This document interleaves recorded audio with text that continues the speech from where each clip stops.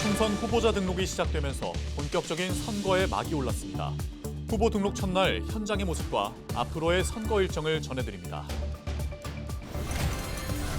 당진 시내 불법 주차 차량이 소방차 진입을 방해해 대형 화재로 이어질 수 있다는 우려의 목소리가 나오고 있습니다. 불법 주차가 소방 활동에 얼마나 피해를 주는지 살펴봤습니다. 봄철 어업 활동이 증가하면서 해양 사고가 잇따르고 있습니다. 기후변화로 안개가 끼는 날이 잦아지면서 각별한 주의가 요구됩니다. 충남도가 메탄가스 배출 감축에 나섰습니다. 저탄소 영농 기술 등을 활용해 2030년까지 35%를 줄이겠다는 목표입니다.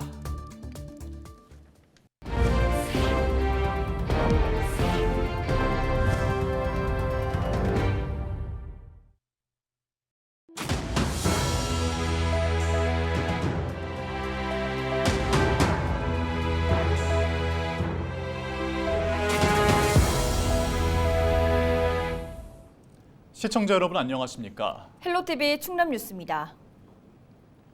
4월 10일 치러지는 총선 후보자 등록이 시작되면서 본격적인 선거에 막이 올랐습니다.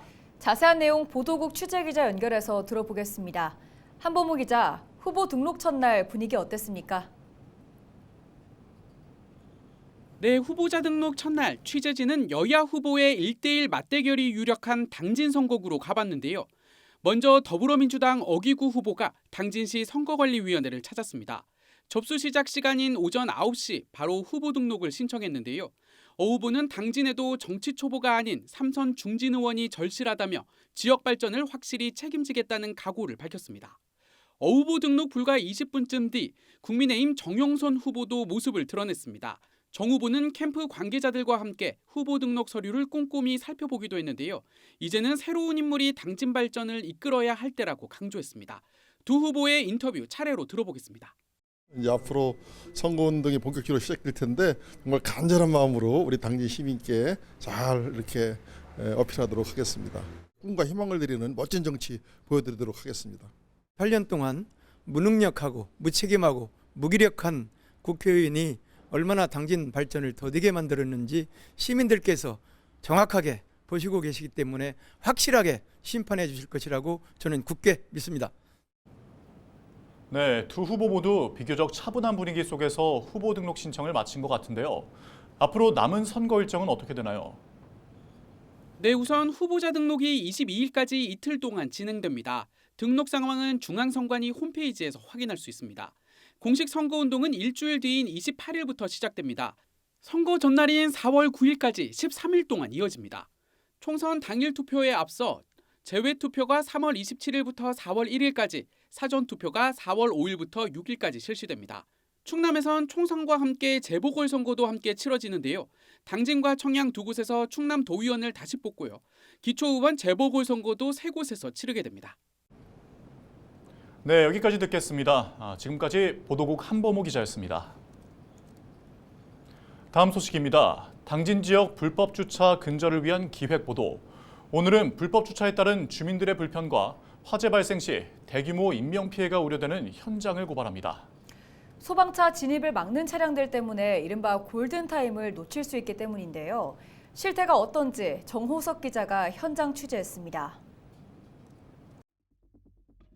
검은 연기가 하늘과 건물을 뒤덮습니다. 지상의 자동차들은 불에 타 마치 전쟁 영화의 한 장면을 방불케 할 정도로 처참한 모습입니다. 지난 2017년 충북 제천시 스포츠센터에서 발생한 화재 현장입니다.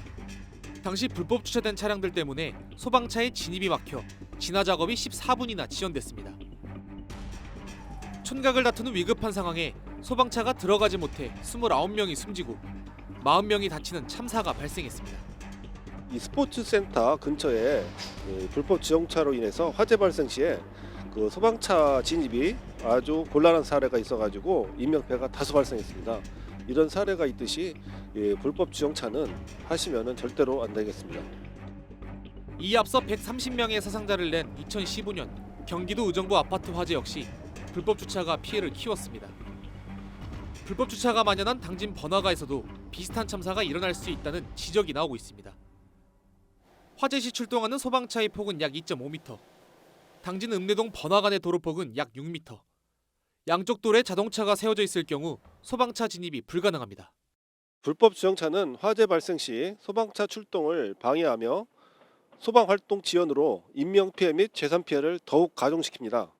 이 때문에 지난 2018년부터 소방활동에 방해가 되는 차량은 강제 제거 또는 이동할 수 있도록 소방법이 개정됐습니다. 하지만 법 개정 이후 강제 처분 사례는 단 4건에 불과합니다.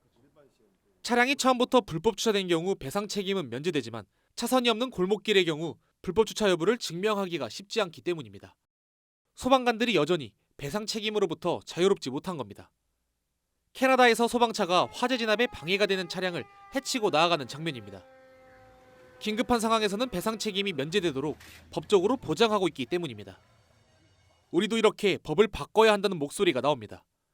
또한 평상시 CCTV 설치 등을 통한 단속 강화 필요성도 제기됩니다. 야간에 도로 양쪽에 주차하여 화재 발생 시 소방차 진입이 어려운 상황이 발생할 수 있는데 신속한 초기 진압을 위하여 도로 한편에만 주차할 수 있는 방안을 찾아보도록 할 것입니다. 화재 진압 골든타임은 5분. 소방차가 이 시간을 넘어 도착할 경우 평균 사상자 수는 1.5배 증가합니다. 무심코한 불법 주차가 참사로 이어질 수 있는 만큼 불법 주차 근절을 위한 시민들의 인식 개선이 절실합니다. 헬로티비 뉴스 정호석입니다. 봄철 어업 활동이 증가하면서 해양 사고가 잇따르고 있습니다. 기후변화로 인해 바닷물 수온이 높아지고 안개가 끼는 날이 잦아지면서 어민들이 사고 위험에 쉽게 노출되어 각별한 주의가 필요해 보입니다. 보도에 장혜원 기자입니다. 바다 한가운데 선박 한 척이 뒤집혀 있습니다. 지난 12일 전남 여수에서 어선이 돌풍과 높은 파도를 이기지 못하고 전복되면서 결국 한 명이 숨졌습니다. 지난 14일 경남 통영 인근 해상에서도 어선이 침몰하면서 3명이 숨지고 1명이 실종됐습니다. 지난해 3월에서 5월까지 주로 봄철에 발생한 해양 사고는 모두 716건. 1년 전 같은 기간 622건보다 87건 증가했고 올해 3월 들어서만 40건 정도 발생했습니다. 날이 풀리는 봄철에는 어업 활동이 증가하는데 특히 올해는 평소보다 사고 위험이 더 높습니다. 일교차가 커 바다에 짙은 안개가 자주 발생해 해양 사고 위험이 높기 때문입니다. 어민들은 급격한 기후변화로 올해 들어 바다에서 돌풍이 부는 경우가 많고 안개도 짙어 조업에 불편함이 크다고 말합니다. 그 안개 때문에도 약간의 부지만 생겨도 충돌사가 많이 발생해요. 더구나 이쪽 우리 지방이 섬도 많고 암초가 굉장히 많습니다. 그러니까 선장들이 항해하실 때 약간의 부주 방심만 해도 엄청난 충돌사가 많이 발생하는 그런 현실입니다. 목포해경은 봄철 해양 사고를 예방하기 위해 선박 장비 점검과 안전 항해에 신경 써달라고 당부했습니다. 어업 종사자분들은 해양 사고 예방을 위해 출항 전 기상 파악과 선박 장비 점검을 철저히 해주시고 항해 중 어선 위치 발신 장치 작동, 구명조끼 착용, 음주 운항 금지 등 안전 항해를 위해 힘써주시기 바랍니다. 해경은 봄철 선박 사고가 급증하고 있는 만큼 안전 관리 상태를 철저히 점검하고 어민들을 상대로 교육에 나서기로 했습니다. 헬로티비 뉴스 장혜원입니다.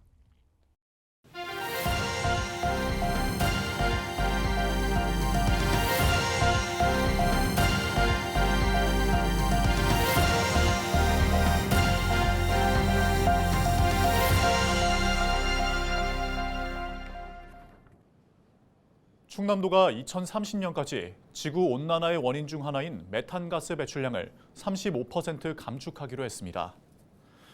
2021년 기준 충남 지역 메탄 배출량은 약 355만 톤으로 메탄은 대기에 머무는 시간이 짧지만 온난화 지수가 높아 지구 온난화 원인의 30%를 차지하는 물질입니다.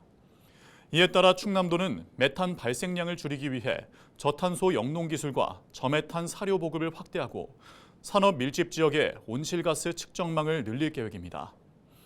도는 메탄 감축 등을 위한 전담팀을 구성하고 분야별 감축 계획 등은 상반기 내에 수립한다고 밝혔습니다. 충남도가 농촌 폐기물 수거 활동에 나섭니다. 충남도는 지난해 충남 지역에서 발생한 산불 중 36%가 쓰레기 불법 소각으로 인해 발생했다고 밝혔습니다. 충남도는 쓰레기 불법 소각 전 폐기물을 미리 수거해 탄소 배출과 산불을 예방할 계획입니다. 집중 수거 대상은 경작지와 마을 야산에 방치된 폐비닐 등입니다. 충남도는 오는 25일부터 닷새간 수거에 나설 계획입니다. 충남도가 다음 달 12일까지 중점관리 환경오염물질 배출 사업장을 특별 점검합니다. 점검 대상은 최근 2년 이내 물환경보전법 등을 위반해 3번 이상 행정처분을 받거나 배출 허용 기준을 2번 이상 초과한 사업장 18곳입니다. 주요 점검 사항은 오염물질 무단 배출 여부와 위반 사항 개선 여부 등입니다. 충남도는 중대한 위반 행위는 강력 조치하고 위반 사업장의 처분 내역을 공개할 방침입니다. 홍성군이 노후경유차 매연 저감 장치 부착 지원에 나섭니다. 홍성군은 사업비 약 11억 원을 들여 노후경유차 34대를 지원할 계획입니다. 지원 대상은 홍성군에 3개월 이상 등록된 5등급 경유차로 지방세나 환경개선 부담금 체납급이 없는 차량입니다. 군은 부착 비용의 약 90%를 지원할 예정이며 나머지는 차량 소유자가 부담해야 합니다.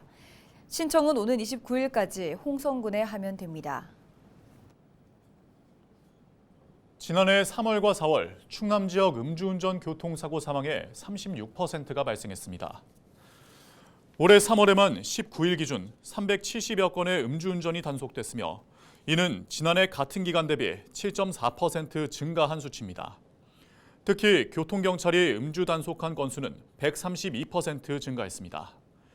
이에 따라 충남경찰청은 유흥가와 식당가, 음주운전 다발 지역 등에서 주 4회 이상 음주 단속을 실시할 예정입니다. 다음 달엔 16개 주요 고속도로 진출입로에서 암행 순찰차 등 순찰자 46대를 투입해 매주 단속 활동을 펼칠 방침입니다. 충남도가 교통사고 예방을 위해 노후되거나 훼손된 교통안전시설을 정비합니다. 충남도는 자치경찰위원회는 교통안전시설을 점검하고 교통약자를 배려한 횡단보도 보행시간 연장 등을 확인할 예정입니다. 또한 교통사고가 빈번한 곳을 위주로 교통안전시설 개선 사업을 병행할 예정입니다. 가벼운 정비사항은 다음 달 5일까지, 시설 보강과 지자체 예산 조달 등은 5월 3일까지 마칠 계획입니다. 청양군이 국제 기준을 충족하는 고령 친화 도시를 조성하기 위해 세계보건기구가 제시한 사업을 추진합니다.